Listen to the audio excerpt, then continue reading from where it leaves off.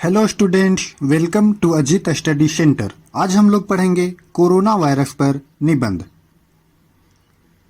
अगर आप स्टूडेंट हो तो यह वीडियो आपके लिए काफी महत्वपूर्ण है, क्योंकि आपको कोरोना वायरस के बारे में जानना बहुत आवश्यक है।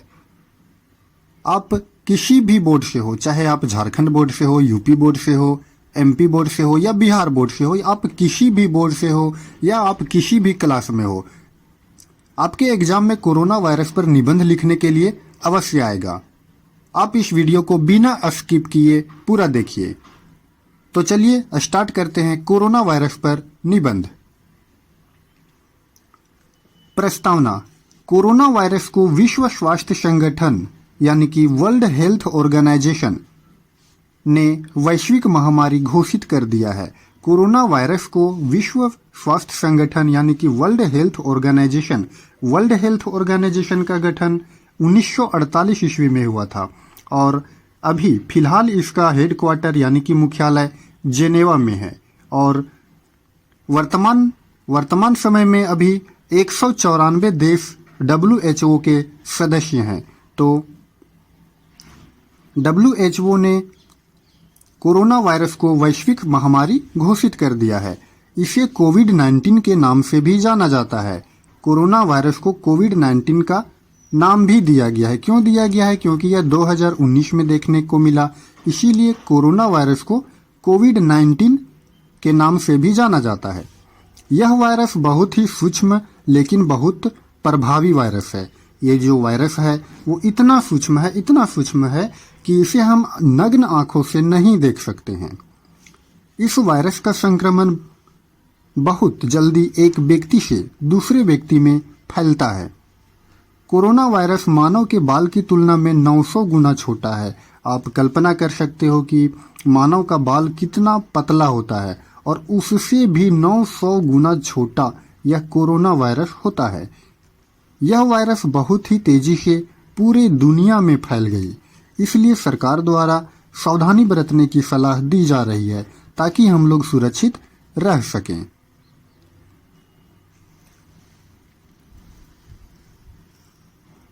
चलिए कोरोना वायरस क्या है इसके बारे में समझते हैं बहुत ही अच्छे से।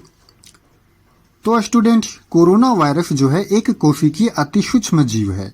ये जो कोरोना वायरस है वो सिंगल सेल का एक जीव है जो बहुत ही अति सूक्ष्म है, जो केवल जीवित कोशिका में ही अपनी वंश वृद्धि कर सकता है।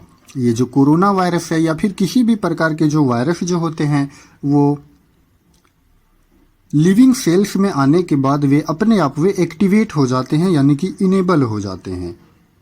तो ये कोरोना वायरस भी जस्ट उसी प्रकार का है और उसी फैमिली का है। क्या है कि ये जीवित कोशिका में अपने वंश वृद्धि कर सकते हैं। कोरोना ये जो कोई भी जो वायरस जो होते हैं वो कभी मरते नहीं है। हाँ, वायरस जो होते हैं वो डेड सेल में एक्टिवेट नहीं होते हैं। अगर मान लीजिए कि वायरस जो है वो किसी चेयर पर या फिर किसी ट्रेन के सीट पर, बस के सीट पर या फिर कहीं पर भी अगर वायरस अगर पड़े हों और जब हम लोग यानी कि कोई ह्यूमन बीइंग जब उसके संपर्क में आता है और उसके बॉडी से जब वायरस जब टच हो जाता है तब वो लिविंग सेल में आने के बाद वायरस जो होते हैं वो एक्टिवेट हो जाते हैं और वह अपना प्रकोप दिखाना स्टार्ट कर देता है। ये जो होते हैं ये वायरस जो होते हैं ये कोरोना वायरस नाभिकीय अम्ल और प्रोटीन से मिलकर के बने होते हैं। शरीर से बाहर ये मृत समान होते हैं, यानी कि ये मरे हुए होते हैं, लेकिन मरे हुए नहीं होते हैं। ये मरे हुए जैसे हो सकते हैं, मृत समान होते हैं, परंतु शरीर के अंदर जाते ही ये जीवित हो जाते हैं। इसके संक्रमण से व्यक्ति को सर्दी, जुकाम और सांस लेने जैसी समस्या हो सकती है। इसके अलावा बुखार, जुकाम, नाक बहना, गले में खराश जैसी समस्याएं उत्पन्न हो सकती हैं। यह वायरस एक व्यक्ति से दूसरे व्यक्ति में बहुत जल्दी फैलता है, इसलिए इसे लेकर बहुत ही सारी सावधानियां बरती जा रही है। अभी तक इस वायरस को फैलने से रोकने वाला कोई टीका नहीं बना है, इसलिए भारत सरकार पूरे देश में लॉकडाउन लगाकर सोशल डिस्टेंसिंग का पालन करवा रही है ताकि वायरस का चेन टूटे। क्या है स्टूडेंट्स कि जब कोई भी व्यक्ति जब कोरोना वायरस से जब संक्रमित हो जाता है तो सबसे पहले उसे सर्दी जुकाम होता है और सर्दी जुकाम के बाद उसे सांस लेने में प्रॉब्लम होने लग जाती है और इसके अलावा उसे बुखार भी होता है, जुकाम भी होता है और इसके साथ साथ नाक भी बहने लगता है, गले में खराश जैसी समस्याएं उत्पन्न हो सकती हैं। यह जो वायरस है वो एक व्यक्ति से दूसरे व्यक्ति में बहुत ही जल्दी फैलता है, यानी कि एक व्यक्ति से अगर एक व्यक्ति कोरोना वायरस से संक्रमित है तो वह कितने सारे व्यक्तियों को कोरोना वायरस से संक्रमित करवा सकता है।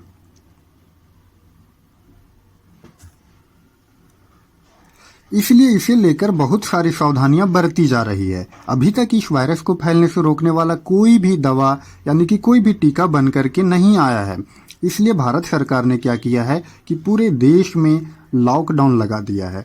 हम लोग सभी देख रहे हैं दोस्तों कि 22 मार्च से लॉकडाउन लगा हुआ है और अभी तक लॉकडाउन जारी है और लॉकडाउन लगा करके सोशल डिस्टेंसिंग का पालन करवा रही है ताकि क्या है कि वायरस का चेन जो है वो टूटे और ज़्यादा से ज़्यादा लोग संक्रमित ना हो। इसके लिए भारत सरकार ने क्या किया है कि लॉकडाउन लगाकर सोशल डिस्टेंसिंग का पालन करवा रही है। आगे हम लोग देखते हैं स्टूडेंट्स कि कोरोना वायरस की उत्पत्ति, आखिर कोरोना वायरस आया कहां से, इसका उत्पत्ति कहां से हुआ, तो चलिए जानते हैं। कोरोना वायरस की उत्पत्ति सबसे पहले 1930 ईस्वी में एक मुर्गी में हुई थी। कोरोना वायरस की उत्पत्ति सबसे पहले कब हुई थी तो 1930 ईस्वी में एक मुर्गी में हुई थी और इसने मुर्गी के श्वसन प्रणाली को प्रभावित किया था। जब भी कोरोना वायरस जब मुर्गी में हुई तो मुर्गी भी सांस लेने से उसे भी सांस में प्रॉब्लम होने लगा, सांस लेने में श्वसन प्रणाली को प्रभावित कर दिया। आगे चलकर 1940 ईस्वी में कई अन्य जानवरों में भी पाया गया था यह कोरोना वायरस। इसके बाद सन 1960 ईस्वी में एक व्यक्ति में पाया गया। 1960 ईस्वी में एक व्यक्ति में जब पाया गया जिसे सर्दी की शिकायत थी। इन सब के बाद वर्ष 2019 ईस्वी में दोबारा इसका विकराल रूप चीन के वुहान में देखने को मिला और देखते ही देखते पूरे विश्व के 70 से अधिक देशों में यह कोरोना वायरस फैल गया। तो कोरोना वायरस की उत्पत्ति में हम लोगों ने देखा स्टूडेंट्स कि कोरोना वायरस की उत्पत्ति सबसे पहले कब हुई तो सबसे पहले 1930 ईस्वी में हुई थी, एक मुर्गी में हुई थी और उस मुर्गी का श्वसन प्रणाली प्रभावित हो गया था और फिर उसके 10 साल के बाद 1940 ईस्वी में अन्य जानवरों में भी कोरोना वायरस पाया गया और फिर उसके बाद 1960 ईस्वी में एक व्यक्ति में पाया गया जिसे सर्दी की शिकायत थी और फिर 1940 के बाद 2019 में के शायद नवंबर या दिसंबर में दोबारा इसका विकराल रूप चीन के वुहान शहर में देखा गया। यानी कि कोरोना वायरस का स्टार्टिंग जो हुआ वो चीन के वुहान में हुआ और देखते ही देखते अभी पूरे विश्व के 70 से अधिक देशों में कोरोना वायरस का संक्रमण फैल गया है। आगे हम लोग देखते हैं स्टूडेंट्स कोरोना वायरस का लक्षण। आखिर कोरोना वायरस का क्या क्या लक्षण है देखते हैं। कोरोना वायरस को कोविड-19 के नाम से भी जाना जाता है। तो कोविड-19 या कोरोना वायरस से संक्रमित व्यक्ति को पहले बुखार होता है। कोरोना वायरस से संक्रमित व्यक्ति को सबसे पहले क्या होता है तो उसे कुछ थोड़ा बहुत उसे सबसे पहले फीवर आता है, उसे बुखार होता है और इसके बाद सूखी खांसी होती है और फिर एक हफ्ते के बाद सांस लेने में परेशानी होने लगती है। इस वायरस के गंभीर मामलों में निमोनिया, किडनी फेल होना और यहाँ तक कि मौत भी हो सकती है। बुजुर्ग व्यक्ति या जिन लोगों को पहले से ही अस्थमा, मधुमेह या हार्ट अटैक जैसी बीमारी है उनके मामले में खतरा और भी गंभीर हो सकता है। जुकाम और फ्लू के वायरसों में भी इस तरह के लक्षण पाए जाते हैं।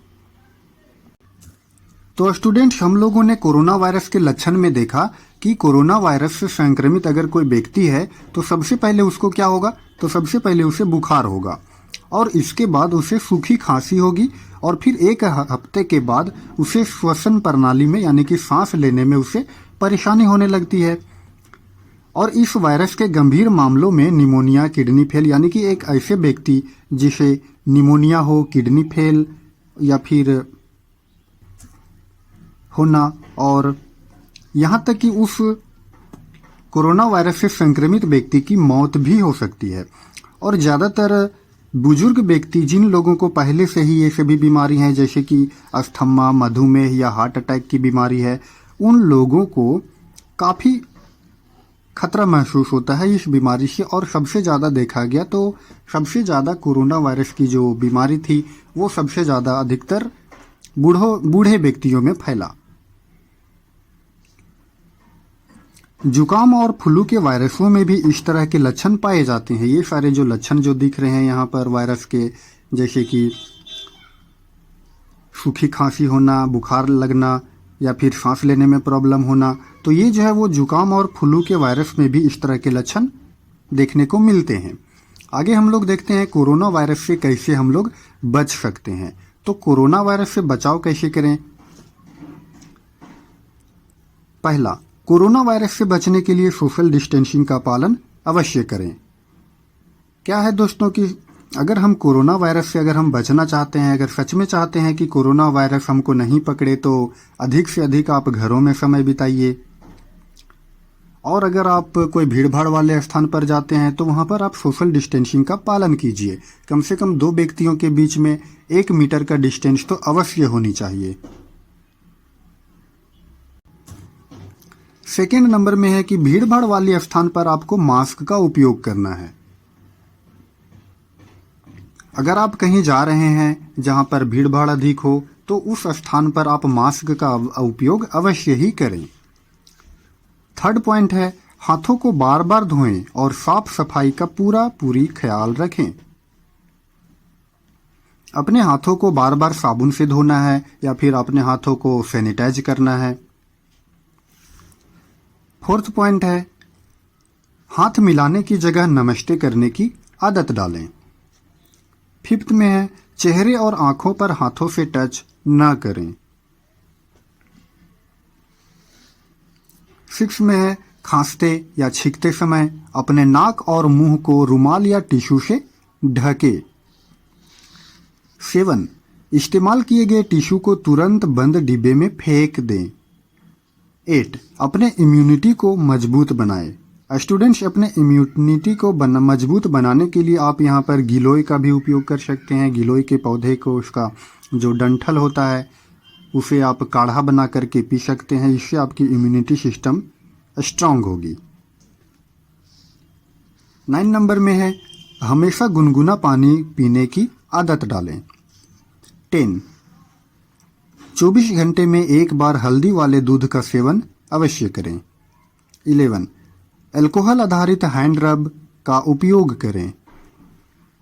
12, घर में लाए गए सभी चीज़ों को पहले सैनिटाइज करें और फिर उसके बाद उसका इस्तेमाल करें। इस तरह से बहुत सारे ऐसे पॉइंट्स हैं या फिर इनके बचाव के उपाय हैं जिनसे आप कोरोना वायरस से बच सकते हैं। हमने कुछ पॉइंट यहाँ पर कवर किए।